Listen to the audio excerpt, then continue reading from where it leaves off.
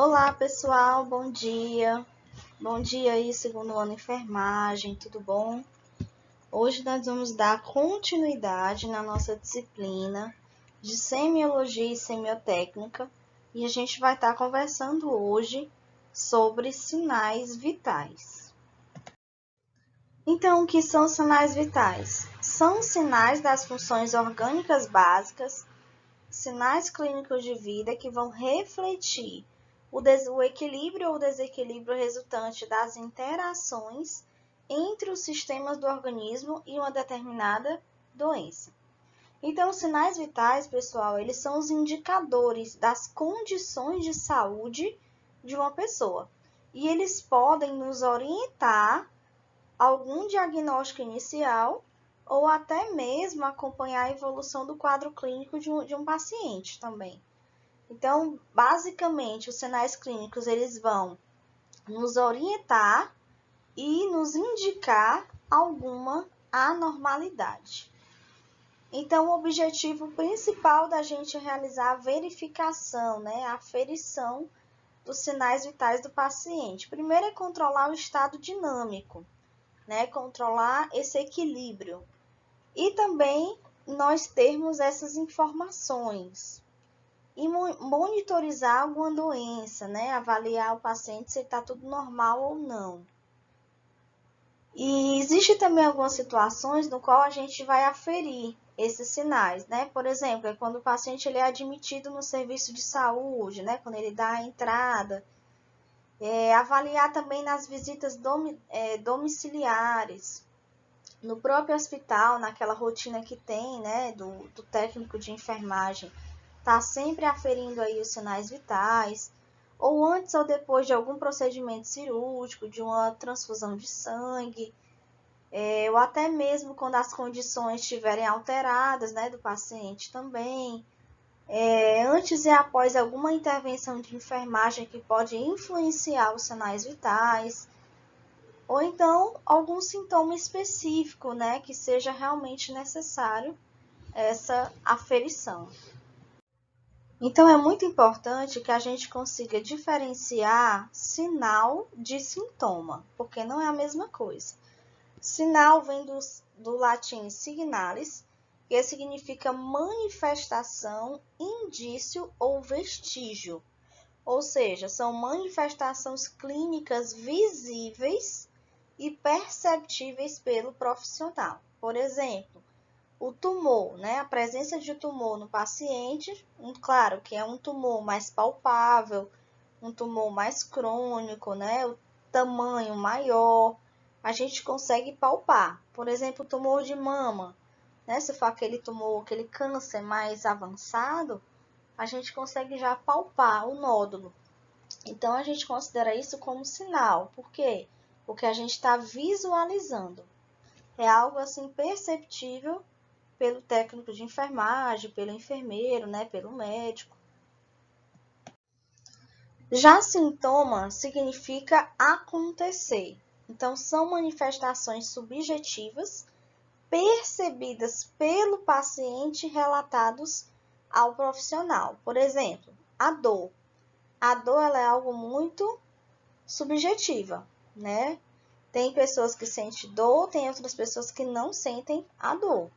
Então, é algo que o próprio paciente ele vai dizer para o profissional. Olha, eu estou sentindo dor nisso, em relação a alguma situação. Então, ele vai explicar o tipo de dor que ele está sentindo. Nós não conseguimos sentir a dor do outro, Então, isso a gente chama de sintoma. Nós temos aí as principais siglas. O SV significa sinais vitais. PA, pressão arterial. TAX, temperatura axilar. BPM, batimentos por minuto. E MPM, movimentos respiratórios por minuto.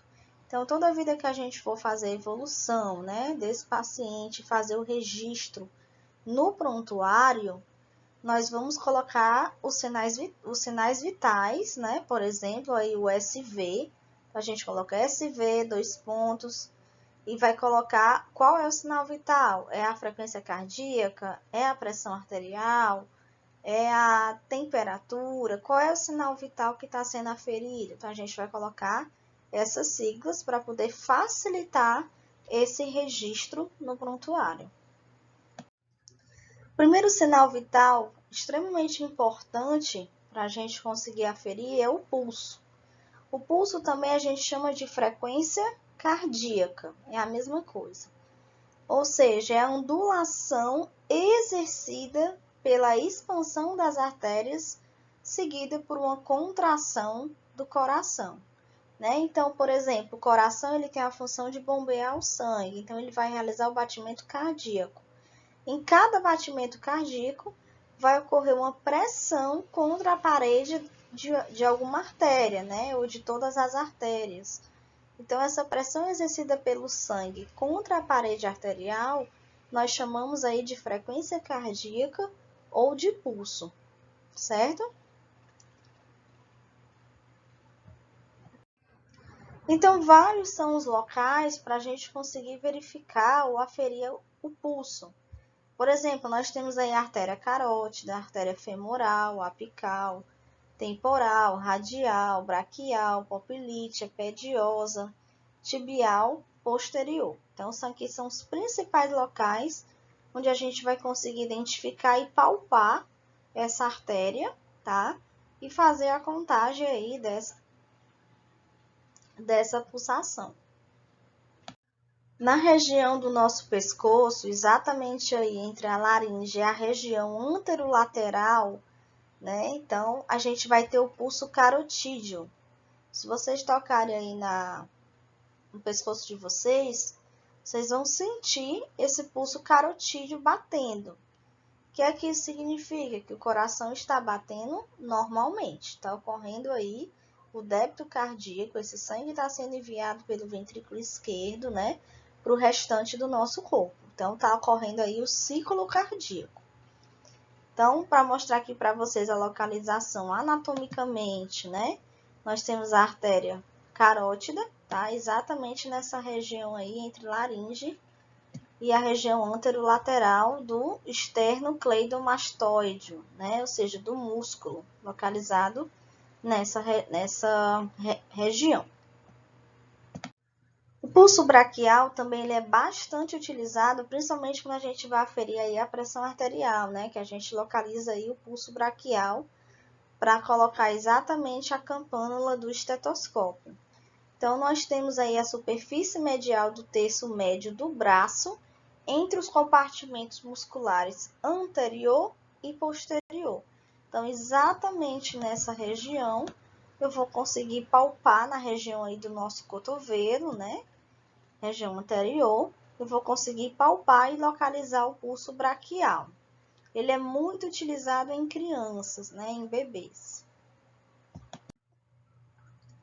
Aqui nós temos o pulso radial, o nome já está dizendo, né? O pulso radial, ele segue a localização aí do osso do rádio.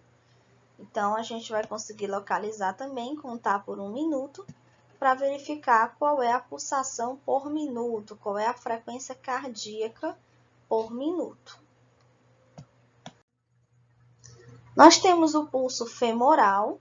O femoral ele pode ser utilizado quando os outros locais de pulsos eles estão inacessíveis, então a gente pode estar utilizando aí esse local também.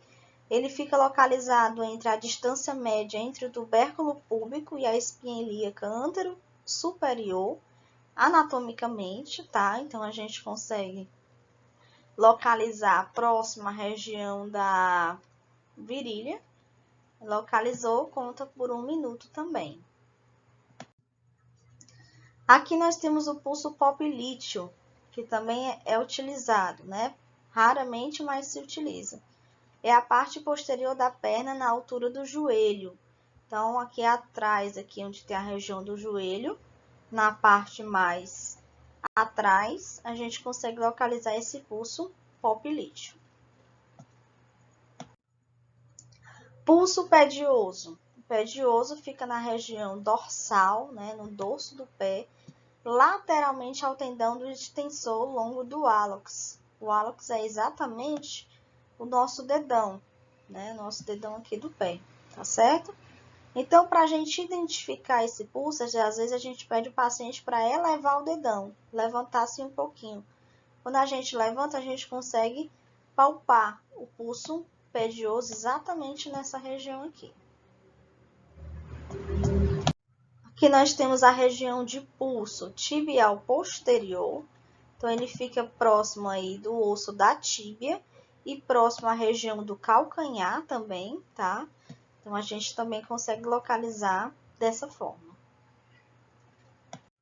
Nós temos também o pulso temporal, apesar de ser um pouco difícil de localizar esse pulso temporal, né? Na parte mais lateral do nosso crânio, porém, ele é utilizado em casos mais raros, né? Não é um local assim de escolha, tá? A gente escolhe geralmente aí braquial, o carotídeo, né? São os locais mais utilizados para poder aferir aí a pulsação. O pulso do rádio também.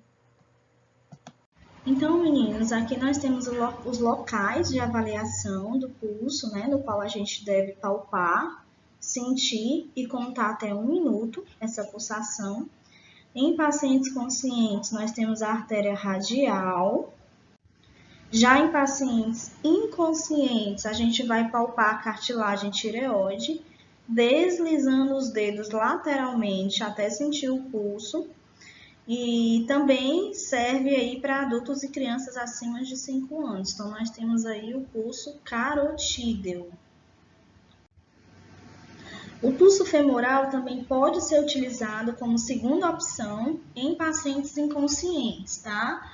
Por exemplo, o pulso nessas artérias vai acontecer, eles vão pulsar, né, continuar pulsando, mesmo quando o paciente estiver com a pressão extremamente baixa, como no caso aí de uma hipotensão ou de uma diminuição no volume sanguíneo, como a hipoperfusão periférica. Então, todas essas situações a gente pode ter essa segunda opção de pulso, que é o pulso femoral. Em bebês, gente, abaixo de 1 ano de idade, né, pacientes pediátricos, o local onde a gente deve aferir os sinais vitais de pulsação é o pulso braquial. Então, a gente vai localizar esse pulso braquial, contar também durante 1 minuto. E como eu falei, a frequência de pulso é a mesma coisa de frequência cardíaca.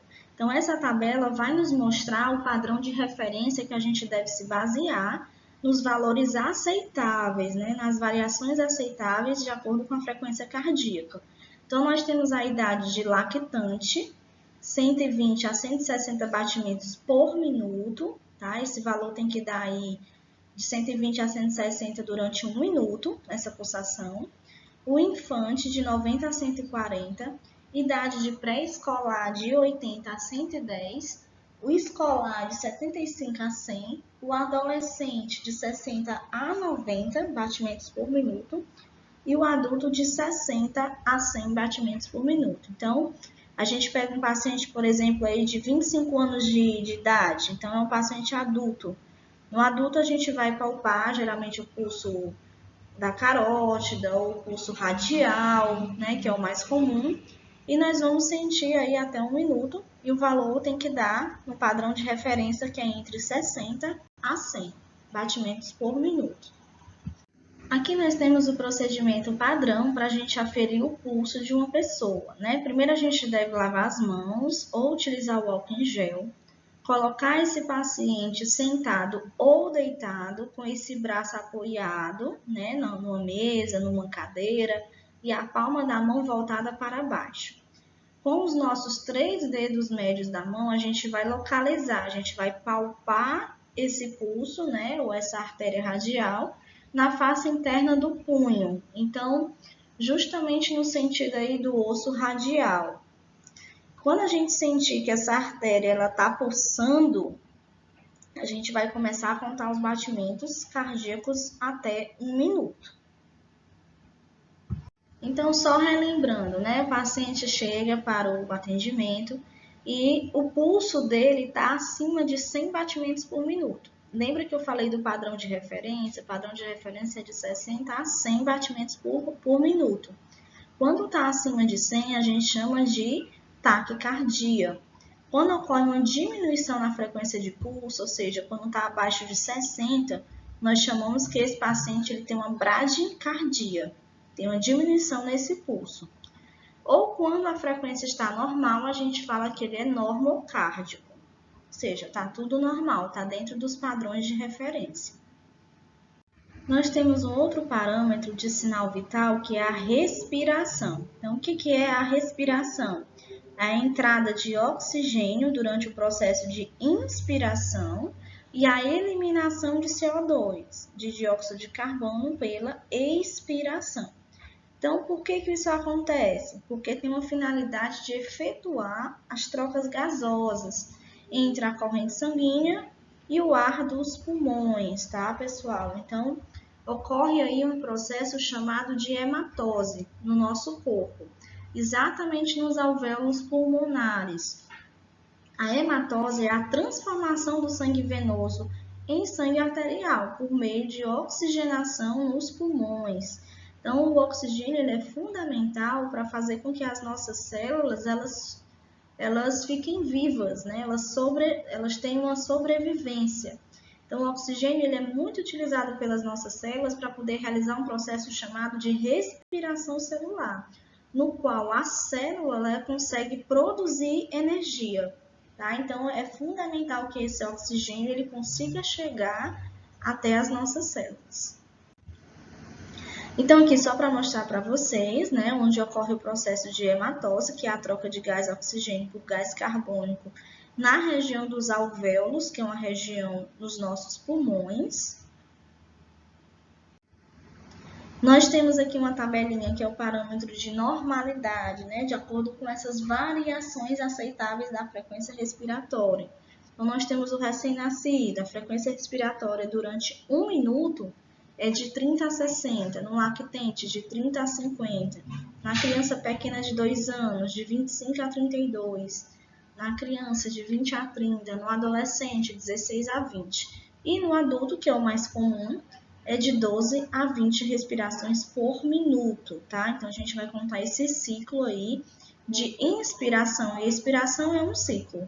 A gente conta durante 1 minutinho. Então, nós temos alguns termos técnicos que é muito utilizado, né, em relação à respiração, que é a apneia. Apneia significa parada respiratória, então o paciente ele parou de respirar. Bradipneia, aquela respiração mais lenta, mais devagar. Taquipneia, aquela respiração mais rápida, né? Isso pode acontecer, por exemplo, com o paciente ele está em estado de choque.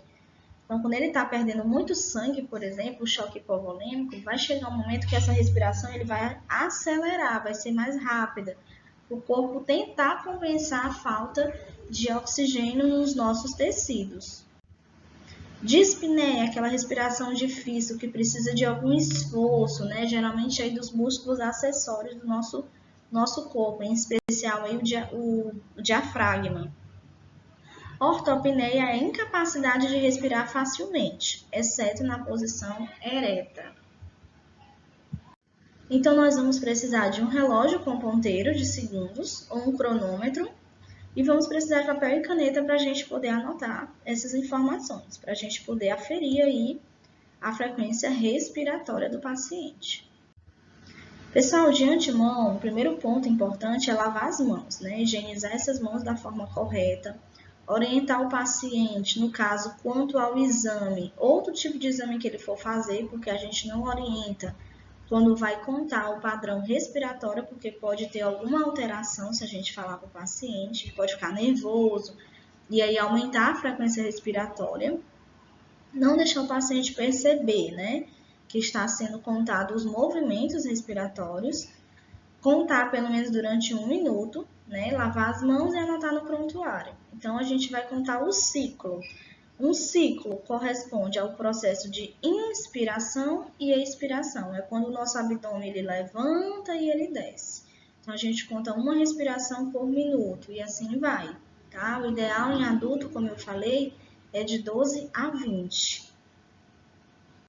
Então, pessoal, aqui nós temos um outro parâmetro de sinal vital que é a pressão arterial. O que é a pressão arterial?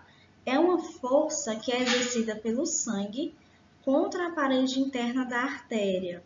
E essa força ela vai impulsionar a contração cardíaca do coração. Então, o coração ele vai bombear esse sangue, vai ocorrer uma pressão dentro dos vasos sanguíneos, dentro das artérias, que vai acontecer aí a contração cardíaca.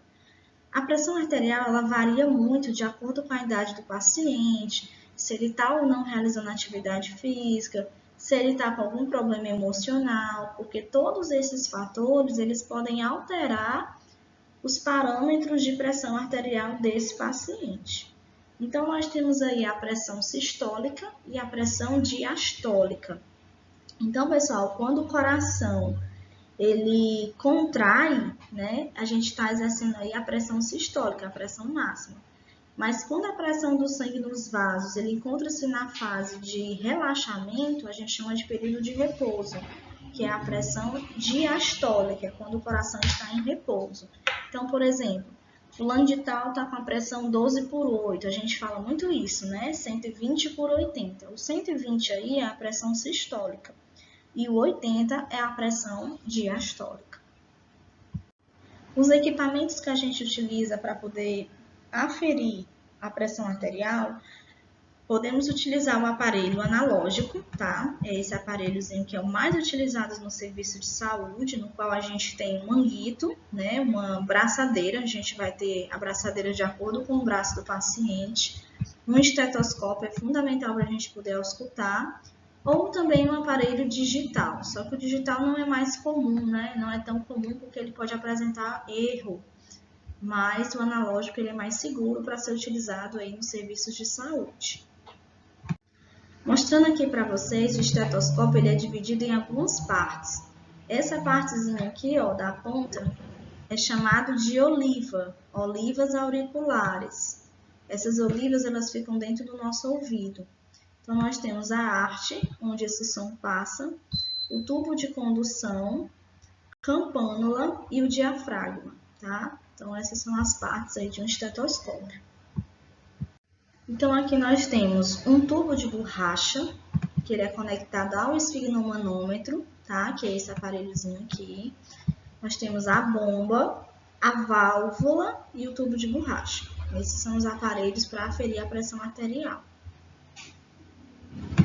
Pessoal, quando a gente vai aferir aí a pressão arterial do paciente, a gente deve ter um preparo, né? O preparo é antes de ocorrer o procedimento. Então, a gente vai explicar que vai aferir a pressão arterial. Se o paciente tiver chegar na unidade, né, no sol quente, caminhando, correndo, a gente pede para ele aguardar pelo menos aí uns 5 a 10 minutinhos para poder o coração se acalmar, relaxar um pouco, né? Bexiga cheia também pode atrapalhar. Não praticar exercício físico de 60 a 90 minutos antes de aferir a PA. Não ingerir bebida alcoólica, café ou alimentos, ou não fumar também 30 minutos antes. Então, isso aqui é algo que a gente deve perguntar para o paciente se ele tem feito. Manter as pernas descruzadas, os pés apoiados no chão, né? O dorso encostado na cadeira e relaxado. E remover qualquer roupa da região do braço para ser colocado o manguito. Manguito é a abraçadeira do próprio equipamento. Então, a gente vai pedir para ele posicionar o braço na altura do coração, certo? Com a palma da mão voltada para cima e o cotovelo ligeiramente fletido. E solicitar que ele não fale durante o procedimento.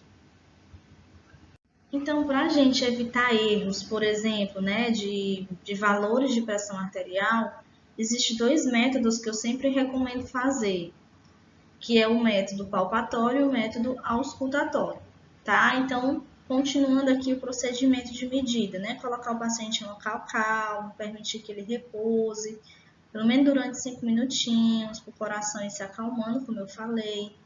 Localizar o manômetro, né? No qual esse equipamento ele vai ter um ponteiro com a numeração, onde a gente vai conseguir definir os valores, né? Que está sendo auscultado. Selecionar o tamanho da braçadeira adequada, né? Percebemos que temos vários tamanhos, né? Braçadeira de tamanho para criança, para pessoas adultas, mas ela deve corresponder, a largura desse manguito, dessa abraçadeira, deve corresponder a 40% da circunferência braquial, né? E localizar a artéria braquial ao longo da face interna superior do braço, palpando-a. Então, a gente vai colocar a abraçadeira, o braço do paciente, vai localizar agora, palpando mesmo a artéria braquial. Envolver a abraçadeira suave e confortavelmente em torno do braço, centralizando o manguito sobre a artéria braquial. Manter uma margem, tá, gente, em relação à dobra do cotovelo, uma margemzinha no qual ele fica um pouquinho frouxo, não muito apertado, de 2,5 centímetros. Posicionar o estetoscópio sobre a artéria braquial palpada, abaixo do manguito na fossa antecubital. Deve ser aplicado com leve pressão, né, em todos os contatos.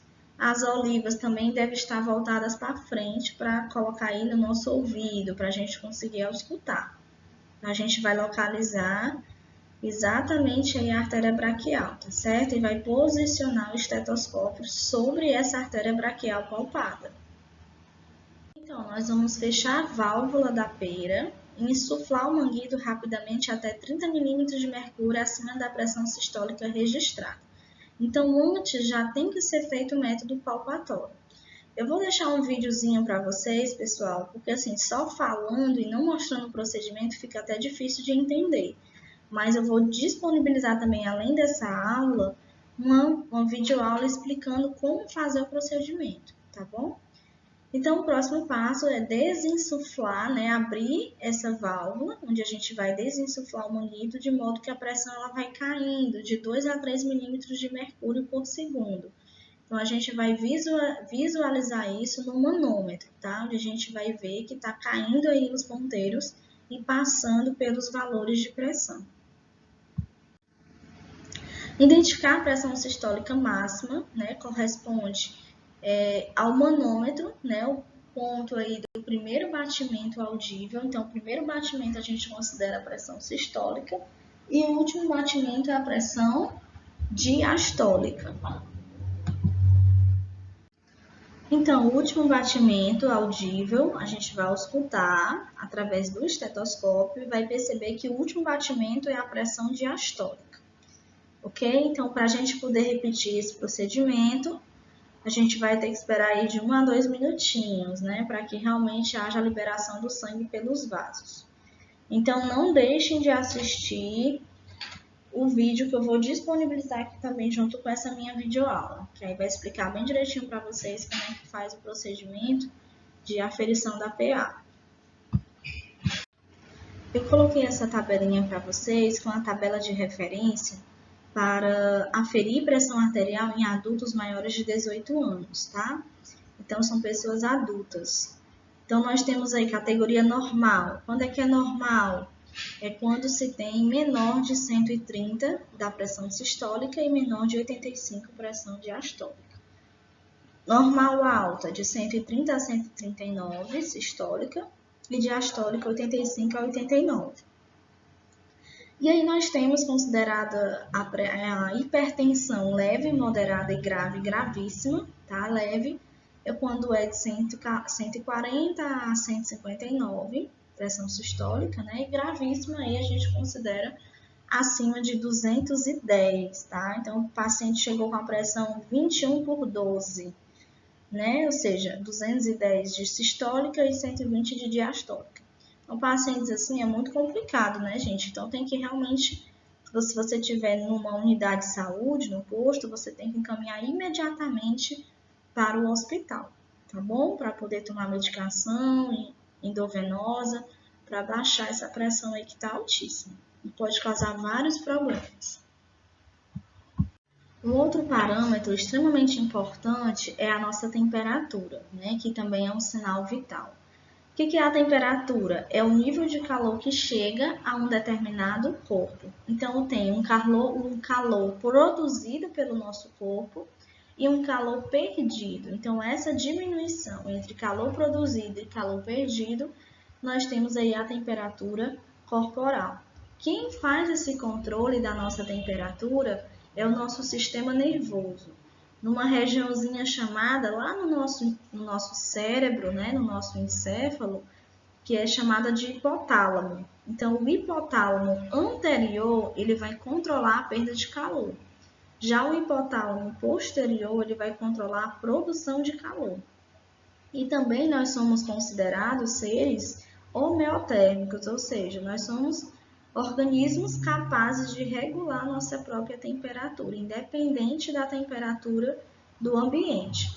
E aí, pessoal, esse hipotálamo, ele tem essa função, como eu tinha falado, né? Ele é considerado aí um centro primário dos processos físicos e químicos de produção e perda de calor. É como se ele fosse um termostato corpóreo, onde ele percebe essas alterações na temperatura e ele regulariza. Então, mostrando aqui para vocês a localização do hipotálamo, tá? Ele fica aí na região do encéfalo, na região do cérebro. Então, o sistema nervoso ele tem essa função aí de regular a nossa temperatura. Pessoal, nós temos vários locais no ser humano onde a gente consegue aferir a temperatura corporal. Nós temos a axila, a região do reto, né, o ânus, e a oral, a boca, tá? A axilar é a mais utilizada, tá? É a mais acessível, é a mais segura. A gente deixa aí o termômetro em torno de 5 ou 10 minutos para poder aferir essa temperatura, mas ele tem a desvantagem de ser influenciado facilmente pela temperatura do ambiente, né? E ele requer um tempo maior de verificação. Já o local do reto, na questão do ânus, né, ele tem uma fidelidade, ele é fidedigno nos resultados e o tempo é menor, em torno de 3 minutos. Tá? Só que ele é de difícil localização, né, acaba que gerando desconforto, estimula a evacuação. É muito complicado utilizar e contraindicado em pacientes com diarreia, né, doenças do reto, câncer. Já o local oral, ele é de fácil acesso, fácil localização, ele tem um tempo menor também do que comparado aí o local da axila, tempo de em torno de 3 minutos, tá? Mas tem a questão também de não ser recomendado esse local oral utilizado em crianças, né? Também pessoas que têm problemas na boca, afecções orais, né? Então, tem toda essa questão aí. Mas o local mais comum de acesso é a axila mesmo, que a gente utiliza no nosso dia a dia. Aqui nós temos a variação de temperatura normal do nosso corpo, né? A nossa temperatura ela varia de acordo com o nosso calor produzido e o calor perdido, como eu tinha comentado. Algumas literaturas vocês vão encontrar esses parâmetros um pouquinho diferentes, né? Porque tem autores que consideram que a pessoa tem febre a partir de 38,5, né? No caso dessa tabela que eu botei, eu coloquei de 38 a 39, mas isso vai variar muito de literatura para literatura, tá bom? Mas o normal é em torno de 36 a 37, nossa temperatura normal. Estado febril é quando está 37, 38, e febre a gente considera 38 a 39. Uma febre mais alta, né, uma pirexia, é 39 a 40.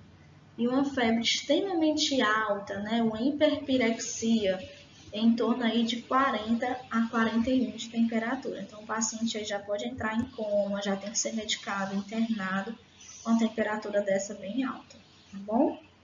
Por isso que é importante, quando a gente estiver na triagem de uma UBS ou de um hospital, a gente poder aferir a temperatura do paciente. Então, pessoal, antigamente, né, era muito utilizado o termômetro de mercúrio, né, e algumas pessoas ainda utilizam até hoje. Só que ele não está mais recomendado, né, ele tem algumas chances de erro também. Aqui a gente tem a região, né, a gente tem uma coluna de mercúrio, tá? Essa coluna de mercúrio ela vai subindo de acordo com a temperatura do paciente, que a gente chama de corpo, né? Corpo do termômetro, e a região do bulbo, essa região aqui da frente. O termômetro mais utilizado hoje em dia é o termômetro digital, tá certo? Então, o termômetro digital ele é mais rápido, mais acessível, não tem risco em relação ao mercúrio, né, risco de exposição, então ele é bem utilizado hoje em dia. Como também nós temos o termômetro digital infravermelho, né, que está sendo muito utilizado aí nesse período aí de pandemia, né? Período aí da Covid. Com certeza você já deve ter entrado em algum estabelecimento onde você encontra aí um termômetro digital, onde nem encosta no paciente, né? Apenas consegue aferir a temperatura de longe, tá bom? Ele é um pouquinho mais caro, né? Mas é também o ideal. Então, nós vamos precisar de bolas de algodão, de álcool a 70% e um termômetro, seja ele digital, né, analógico, que é a coluna de mercúrio, ou seja de sensor. Então, para a gente conseguir mensurar a temperatura, nós temos que fazer o procedimento. O primeiro passo é lavar as mãos, explicar o procedimento para o paciente. Você diz, olha, vou aferir a sua temperatura, né? Você vai limpar o termômetro, pessoal. Sempre é bom fazer essa higienização. A gente nunca pega um termômetro e coloca em vários pacientes ao mesmo tempo, não. A gente limpa esse termômetro, principalmente na região do buccal e do corpo, utilizando aí um algodão embebido em álcool a 70%, né? Então a gente faz essa limpeza, que é fundamental. Colocar o termômetro na região selecionada, no caso aí, por exemplo, a região axilar, que é a mais usada, e deixar um pouco e retirar só após de 3 a 5 minutos. Então, a dor, a gente já pode estar buscando também identificar nesse paciente, mas nem sempre é fácil, né? Dor, geralmente a gente lembra de sofrimento, né? Menos qualidade de vida. A dor, pessoal, ela faz parte de um sistema de alarme do nosso corpo. Por exemplo, algo está dando errado, né? Algum local não está muito bem, algo está nos machucando. Então, a dor é como se fosse um alerta, nos avisando, o nosso corpo nos avisa que algo está errado. Pessoal, a dor, ela já é considerada o quinto sinal vital do nosso organismo, né? Então, o que é a dor? A dor é uma experiência sensorial e emocional desagradável associada com um dano tecidual real ou potencial. A gente deve também entender que a dor, a gente não consegue muitas vezes descrevê-la, né? É bem difícil, por quê? Porque toda pessoa ela tem o seu limiar de dor, ela tem o seu ponto máximo, né? O que pode ser dor para mim não pode ser dor para outra pessoa. Então, geralmente é o cliente que vai expressar, que vai falar o que está sentindo, né? E cabe a gente acreditar no que ele está dizendo, porque é muito difícil, eu não consigo mensurar a dor da outra pessoa, o que ela está sentindo, né? Então, o que a gente pode fazer é entender, amenizar essa dor e proporcionar conforto para o paciente. Então, nós temos nessa classificação de dor, a dor aguda e a dor crônica.